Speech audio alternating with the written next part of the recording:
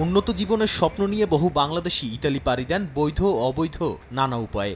পর্যটন, হোটেল শ্রমিক ও কৃষির মতো সিজনাল ভিসায় এসে হাজার হাজার বাংলাদেশি এখন অবৈধ হয়ে গেছে। তাদের হাতে বৈধ কোনো স্টে পারমিট নেই। কেউ কেউ কাজ পেয়েছেন, কিন্তু অনেকেই বেকার।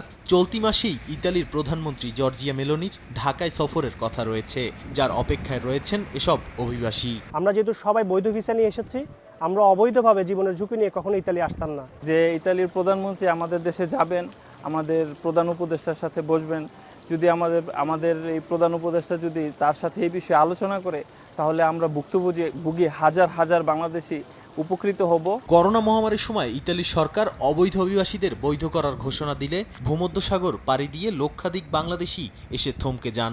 জীবনের ঝুঁকি নিয়ে দেশটিতে এসে বর্তমানে তারা অবৈধ অবস্থায় রয়েছেন।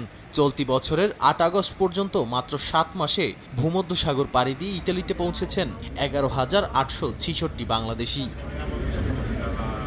এছাড়া রোমানিয়া, আলবেনিয়া ও অন্যান্য ইউরোপীয় দেশ থেকেও সড়ক পথে অবৈধভাবে ইতালিতে প্রবেশ করছেন অনেকে।